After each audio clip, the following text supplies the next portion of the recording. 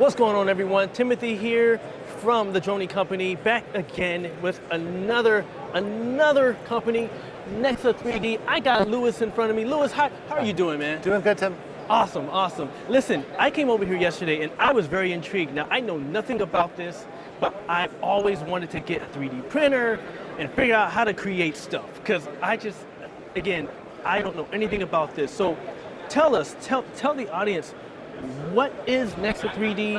What do you guys do? How do you do it? You know, who's it for? The whole shebang. Absolutely, and great question. So Nexa3D is a 3D printing company that manufactures 3D printers, materials, and supports it with software and services and ecosystem for everything from basic prototyping, your fit, form, function modeling, all the way up to full-scale production. The hallmark of all of our technologies is all about ultra-fast, high-throughput 3D printing. And the reason why we focused on that is because speed and throughput are really the key to unlocking productivity, whether that be at the production level. You think about iterating and design and trying to get to the best product possible. Yeah. Your typically time frames for prototyping are bound. You've got 8 weeks to make something work and you're going to try and make it as good as possible.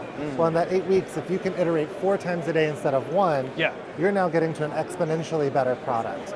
And on the production side of things, speed really matters whenever you think about the cost per part. So the faster I can print, the more parts I can get through, the lower my cost per part is in a given amount of time.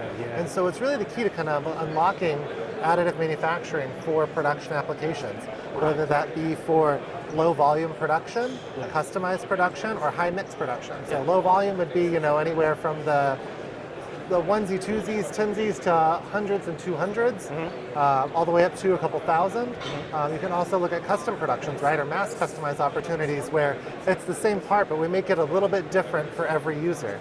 Wow. And then, of course, there's high mix production. So for a drone, as an example, you can put the entire batch of parts that it takes to make a drone in one build. So now you're not worried about a separate tool for each individual piece. You can finish it all one together. Build and have enough parts to make at least one drone. That's awesome. And get it down to the production line for assembly. That's awesome. So really represents a lot of opportunity. Question, tell me about the different materials. Is it like just one material, or is it like a different, are there multiple types of material that go into all the designs that you could utilize to create different looks and feels and textures?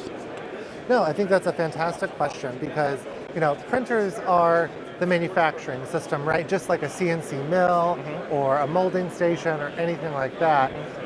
It's what makes the part, but the material is what really delivers that final product and performance.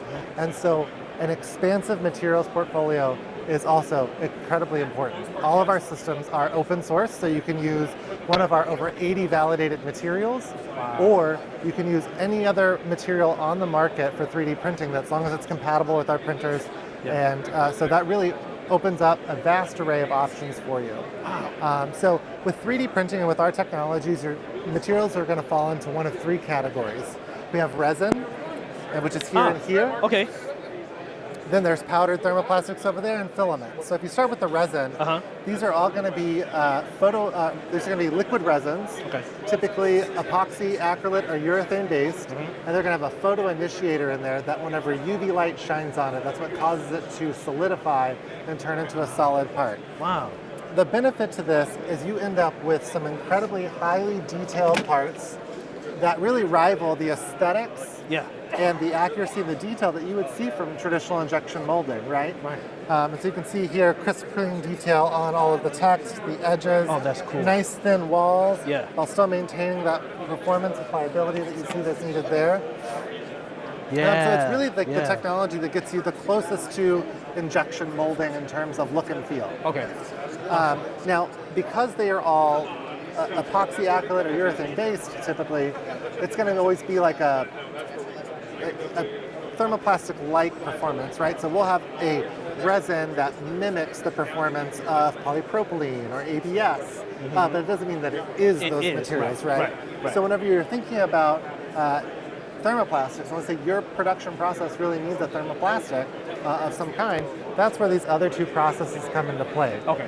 Whether it be the powder processes, which are typically nylon-based. There's also some TPUs available.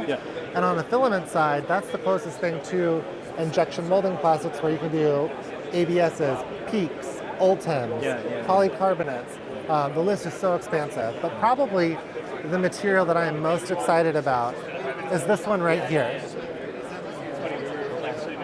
So this is our X-mold resin. And this is actually using our resin 3D printer to print an injection molding tool. Wow. So this allows you to print on demand in anywhere from probably 30 minutes to maybe 2 hours, an injection molding tool. And you can do one of two things. You can do a traditional two-part tool like you see here. You just assemble it, and then you're going to put it into your standard press, and then it's going to be injected here. And that's what this is as the final molded piece. Ah, I see.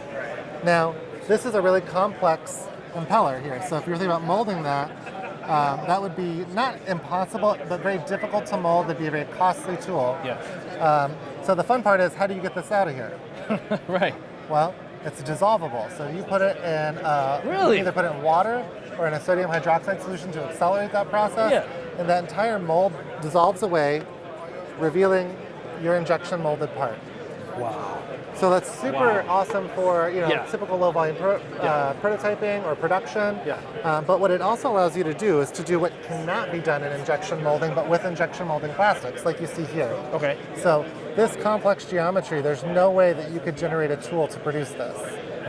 And that's where you can really leverage the advancements and the capabilities to produce the impossible without additive manufacturing, but in a material that you know and trust. And so I think that's really, awesome. really powerful. It is. Especially as you look at the production side of things. Right. And so we see this leveraged by all kinds of companies, including Wilson Sporting Goods.